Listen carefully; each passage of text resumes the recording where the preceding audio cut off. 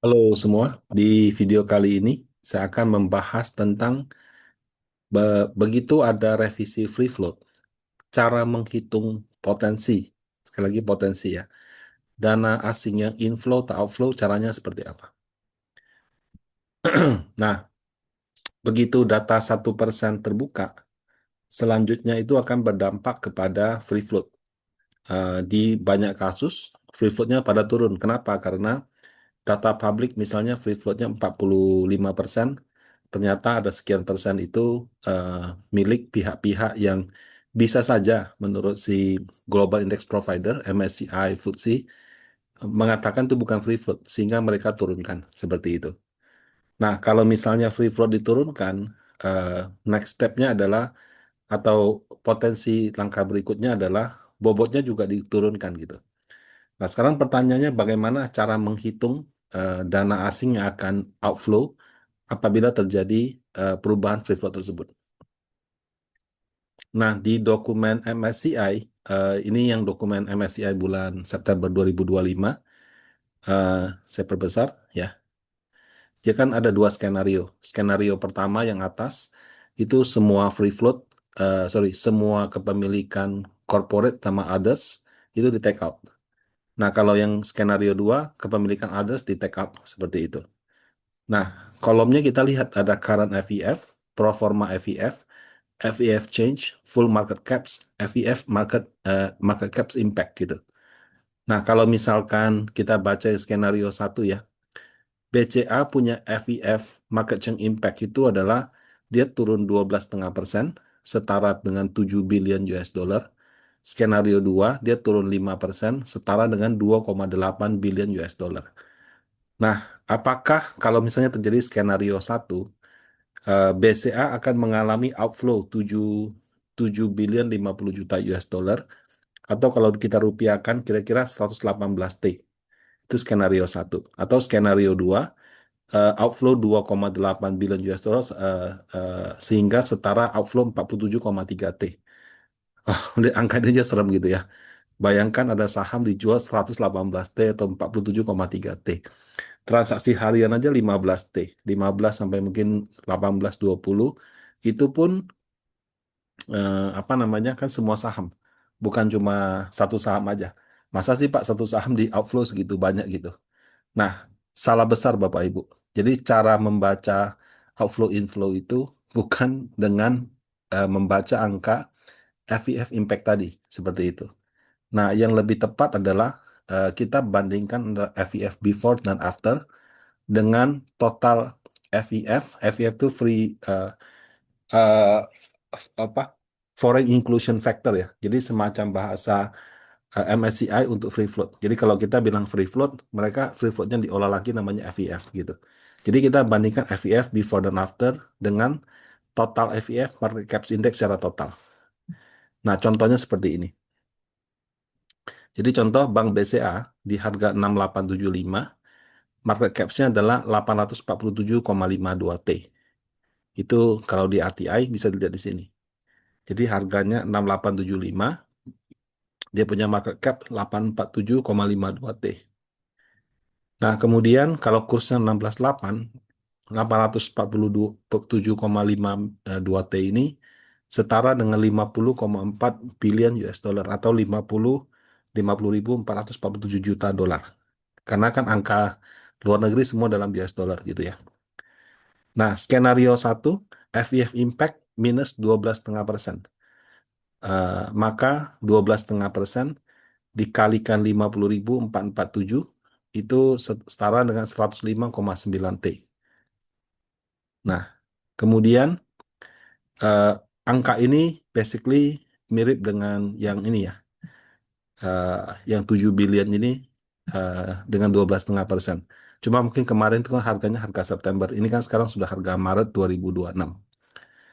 Nah, yang sebenarnya jadi fokus itu bukan angka tadi, sorry, bukan ini yang tadi bukan angka pertama ya. Jadi maksudnya saya cuma mau kasih tahu, kalau angka FEF impact itu dapat dari mana? Itu adalah 12,5% dikalikan dengan market caps-nya daripada Bank BCA. Seperti itu. Eh, nah, tapi yang jadi fokus itu adalah bukan FVF Impact, tapi FVF Current dan Pro Forma FVF. Contoh, current FVF itu 0,45 kali 50,447, dapatnya 22,701. Ini adalah 22 billion US dollar, artinya free float market caps menurut MSCI, kalau dengan FVF 45%, itu 22,7 billion. Artinya saham Bank BCA yang bisa dibeli oleh investor asing itu kira-kira 22,7 billion. Nah, kalau dia pro forma 0,325, kan dari 45% turun ke 32,5%. Berarti menjadi 16,395. Nah, angka ini Bapak Ibu, kita bandingkan dengan eh, FEF market caps-nya MSCI Emerging Markets. Jadi kamu Google saja ya MSCI Emerging Market FactSet bulan Februari 2026. Jadi di dalam MSCI Emerging Market ada 1.195 saham. Kemudian market caps-nya ada dari indeks, largest, smallest, average, dan median. Nah, yang kita gunakan itu adalah yang indeks ini, 11,7 triliun US dollar ini. Nah, jadi kalau misalnya eh, market cap-nya Bank BCA dengan 45% free float market caps ya, itu setara 0,1653%. Kalau pro forma itu adalah 16,395. Ini ambilnya dari yang angka ini. Jadi angka pro forma itu terjadi. Jadi dibandingkan dengan 0,1398%. Jadi ketika Bank BCA FIF-nya turun dari 45 menjadi 32,5, skenario 1 September tahun lalu, itu berarti bobot saham Bank BCA dalam MSCI Emerging Market turun dari 0,1653% menjadi 0,1398% atau turun 0,255%.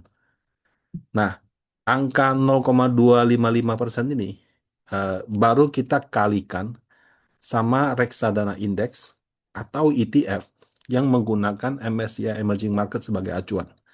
Nah, salah satu yang paling besar saat ini adalah iShares MSCI Emerging Market. Ini yang dikelola oleh BlackRock. Pada saat saya ambil datanya per 12 Maret 2026, dana kelolanya 27,7 billion US dollar. Nah, eh, asumsi ya, asumsi. Kan reksadana iShares ini menggunakan MSCI Emerging Market. Kemudian bobot saham Bank BCA turun dari 0,1655 menjadi 0,1398 atau turun 0,02255%. Katakanlah reksadana ini juga melakukan adjustment. Jadi dia persis sama, dia jual Bank BCA-nya 0,0255%, maka reksadana ini akan menjual 0,0255% dikalikan 27,7 billion US dollar setara 7 juta US dollar, setara 118 miliar. Nah, jadi kalau saya adalah fund manager iShares Emerging Market, kamu Google aja ini, ada dana kelolaannya. Kemudian saya punya saham Bank BCA, berdasarkan petunjuk terbaru dari MSCI, dia turun dari 0,16 menjadi 0,13 atau selisihnya 0,255%, maka saya akan menjual kira-kira 7 juta dolar atau 118,7 M. Nah, ini baru dari satu ETF aja. Jadi kita harus mencari lagi ETF-ETF lain yang strateginya sama, yaitu menggunakan MSCI Emerging Market. Nah, terus terang data ini sangat sulit dicari. Saya udah coba cari gitu. Eh, Memang bisa ketemu gitu. Misalnya Franklin Templeton MSCI Emerging Market. Kemudian Vanguard ya, Vanguard dia pemakai MSCI. Kalau nggak salah, kayaknya ada satu dua juga pakai sorry, Vanguard itu pemakainya FTSE, FTSE. Tapi ada juga satu dua fund dia kayaknya kalau nggak salah ada MSCI. Sama juga si BlackRock yang iShares ini juga ada beberapa reksadana dia yang pakai si FTSE gitu. Nah, jadi cukup sulit untuk tahu ada berapa gitu ya. Nah, kemudian MSCI yang ada Indonesia, nggak cuma MSCI Emerging Market, ada MSCI ACWI, All Country World Index, ada MSCI Asia Pasifik, ada MSCI yang banyak kategorinya gitu. Jadi, eh, kalau yang ini, kan saya cuma hitung dari MSCI Emerging Market, yang kebetulan dana kelolaannya sangat besar ya, 27,7 billion gitu. Tapi kalau misalnya kamu cari MSCI yang ACWI, Dana kelolanya juga sekitar segitu, cuma bobot Indonesia lebih kecil. Nah, jadi variasinya sangat banyak. Eh, Kalau kita mau cari impact berapa dampaknya seperti itu, menurut saya satu, kamu belum tentu punya data yang lengkap. Dua, katakan kamu punya data yang lengkap. Jadi saya pernah dapat ini, oh Franklin Templeton, terus eh, ada Invesco, ada macam-macam seperti itu ya. Eh, Ternyata walaupun dia reksadana indeks, dia belum tentu 100% mengikuti indeksnya juga gitu. Karena saya pernah ketemu satu reksadana ETF yang di luar negeri yang mengikuti MSCI Emerging Market, tapi di dalam saham Indonesia cuma ada satu saham yaitu Astra. Dia nggak beli saham yang lain. Eh, ada beberapa kemungkinan. Satu, memang aturan di negaranya memperbolehkan. Jadi kalau di Indonesia misalnya saya reksadana IDX 30, saya boleh beli cuma 24 saham karena dikasih hak untuk beli 80% anggota. Nah, bayangkan MSCI Emerging Market 1.196 saham gitu. Ya mungkin dia juga punya hak untuk tidak beli sekian persen dari sahamnya. Kalau 20% dari 1.200 itu berarti sudah 240 saham dia nggak beli nggak apa-apa begitu. Nah, jadi mungkin saja reksadana indeks menggunakan skenario tersebut ya. Bisa juga karena proses buka rekening itu tidak gampang, Bapak Ibu. Jadi kalau misalnya kayak kita reksadana Indonesia mau beli saham Amerika, kemudian saya mau beli saham Korea, mau beli saham Taiwan, proses buka rekeningnya itu cukup panjang gitu, rigorous. Eh, Pokoknya, aduh dokumennya banyak lah gitu. Nah, jadi karena alasan itu mungkin juga dia tidak beli saham di suatu negara. Ya, bisa juga karena alasan ekonomis, dana kelolanya terlalu kecil. Kalau terlalu kecil kan dia mau beli banyak negara juga eh, kurang kan duitnya gitu. Nah, saya lihat juga karena kebetulan yang ini besar 27 billion. 27 billion ini kamu kalau kali 16.000 saja, wah itu sudah 27,7 billion, 27,7 billion kalau saya kali 16.800 itu sudah 465 triliun gitu. Nah, itu jumlahnya sangat besar sekali. Tapi ada juga reksadana yang size-nya mungkin cuma ratusan miliar atau 1-2 triliun. Besar sih, tapi kalau kamu invest di sekian puluh negara itu jadi ya agak kecil juga gitu. Jadi mungkin dia fokus di saham-saham negara yang bobotnya besar. Nah, oleh sebab itu menurut saya kalau kita ingin menghitung impact daripada cara seperti ini, itu kurang efisien. Kenapa? Karena kamu nggak punya datanya. Punya pun belum tentu caranya sama seperti di atas, karena harus cek lagi apakah benar reksadana indeksnya mengikuti indeks acuan. Kalau kasus yang ini, ya. Tapi kalau kasus yang lain belum tentu. Nah, contoh aja MSCI yang tadi kan emerging market. Kalau MSCI emerging market sama MSCI ACWI, itu sama-sama ada Indonesia. Tapi pernah ada kasus, waktu itu ada 18 saham di MSCI Emerging Market, tapi di ACWI cuma ada 16 saham Indonesia ya. Jadi somehow si ACWI ini beli sahamnya nggak sama dengan Emerging Market. Case seperti itu juga bisa terjadi. Nah, untuk itu eh, cara yang lebih tepat menurut saya adalah menggunakan estimasi. Nah, estimasi ini langkah-langkahnya sebagai berikut. Pertama, kita tetap pakai angka current sama pro forma IVF. Cuma pro formanya saya nggak lagi pakai yang dokumen MSCI yang ini. Saya nggak lagi pakai yang ini. Tapi saya pakai yang skenario sebelumnya. Jadi mungkin bisa ditonton YouTube saya yang satu seri sebelum ini. Di mana saya membahas begitu free float 1% dibuka, kira-kira FIF-nya dari berapa jadi berapa. Seperti itu. Nah, contoh kalau untuk Bank BCA, berdasarkan free float 1% dibuka, berdasarkan kepemilikan di atas 1% dibuka, itu Bank BCA dari 45% menjadi 42,5. Turunnya sedikit. Jauh lebih kecil dibandingkan skenario satunya MSCI yang turun 12,5%. Nah, kemudian namanya kita membuat estimasi gitu kan. Kita harus pakai data. Nah, data yang saya gunakan itu adalah kalau kamu buka websitenya KSEI, KSEI itu provide kepemilikan saham Indonesia menjadi 9 kategori. Jadi ada kalau nggak salah ada di Oh, sini nggak ada ya. Mungkin bisa nonton di konten sebelumnya ya. Jadi ada individual, ada corporate, ada mutual fund, pension fund, sekuritas, asuransi, kemudian bank, kemudian yayasan, sama lainnya. Jadi 9 kategori itu, kemudian kategorinya dibagi lagi asing dan lokal. Jadi 18 kategori, tapi 9 yang sama, seperti itu, 9 pasang. Nah, dari kategori itu, yang akan melakukan apa? Yang akan melakukan penyesuaian, kalau misalkan MSCI menyesuaikan free floatnya, berarti itu kira-kira adalah si mutual funds gitu. Kenapa? Karena kalau investor seperti individual, asuransi, mungkin they don't care.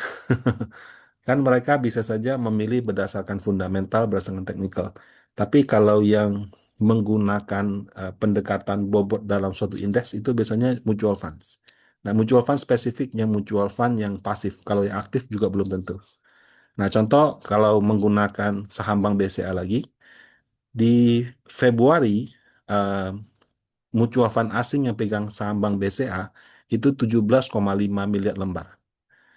Eh, Kemudian harga akhir Februari itu 7175, berarti setara 125,7 triliun.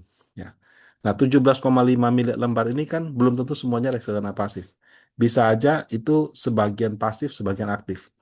Nah, kalau di Indonesia, reksadana aktifnya sekitar 80 T, pasifnya sekitar 30 T. Jadi kalau saya jumlahkan, saya bagi, kira-kira yang pasif itu 27%. 30 bagi 110. Saya bulatkan aja 30. Nah, jadi saya asumsikan 17,52 miliar lembar yang punya saham Bank BCA ini, 30%-nya adalah reksadana pasif. Yang kalau MSCI mengubah dia punya weighting, ini juga akan melakukan perubahan. Nah, kalau misalnya setelah itu saya tahu, saya sudah bisa buat estimasi begini. Jadi, Bank BCA mutual fund asing itu punya 125,7 T dengan harga akhir Februari ya. Asumsi 30% pasif, 37,7 T. Nah, kalau misalnya dia punya FIF turun dari 45 ke 42,5, maka 37,7 T dibagi 45%, karena kan dia awalnya 45. Kemudian dikali 42,5%, menjadi 35,6 T.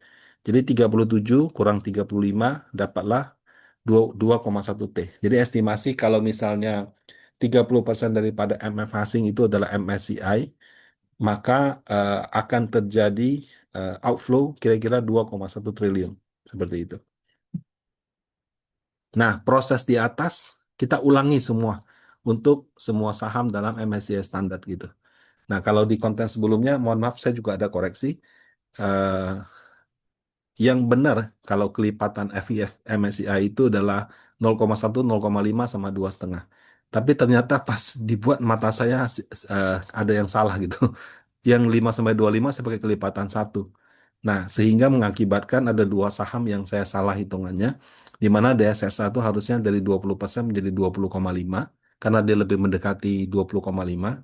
Kemudian cuan dari 12 menjadi 11,5%. Kira-kira seperti itu. Nah, em, jadi tadi kan langkah-langkah terhadap Bank BCA. Kemudian saya melakukan perhitungan berdasarkan cara yang sama persis untuk saham lainnya. Ya.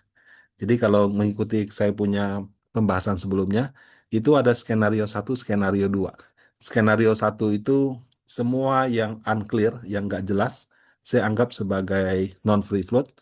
Kalau yang skenario dua, yang unclear, saya anggap sebagai free float. Karena kalau kita baca resmi dokumen MSCI, ada kategori saham yang bisa free float, bisa non free float, tergantung tergantung itu nature-nya, siapa pemiliknya, afiliasi atau bukan, kemudian dijadikan jaminan atau sebagainya gitu.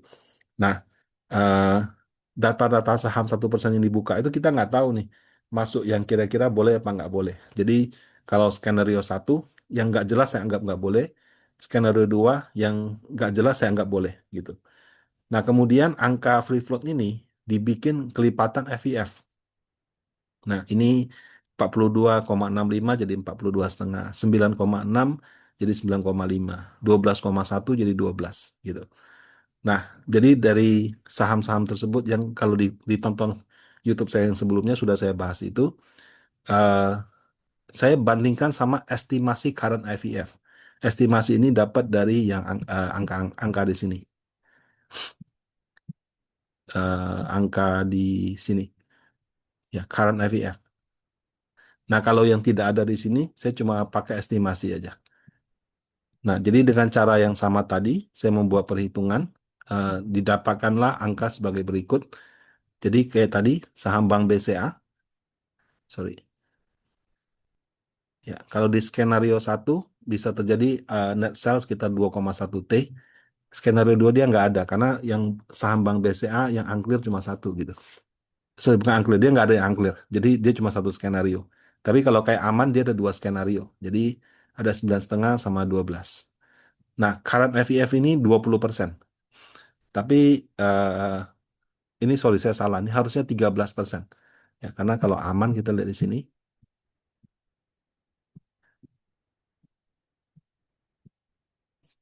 Ya, ini oh sorry 0,2. Maaf, maaf 0,2. 0,13 itu DSSA, sorry, sorry. Kebalik saya. Jadi aman 20%.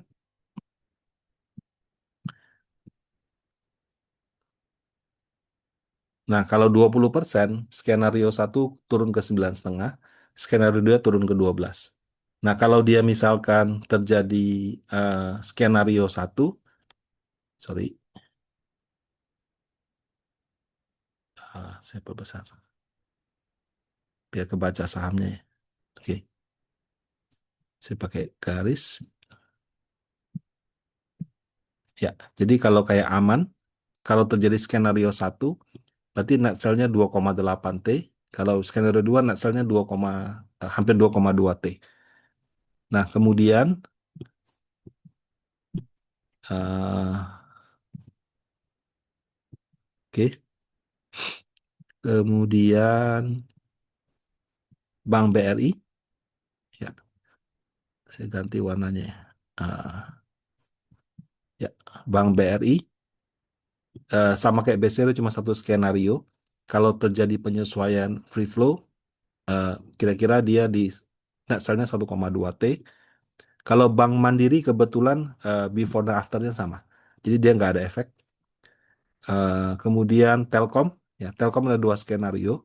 Dari 50% ke 42,5 atau 50% ke 47,5. Berarti net sell-nya 2,1 sama 729 M. Nah, kemudian Astra, Astra dari 50 turun ke 45%. Jadi kira-kira net sell-nya 1,3 T.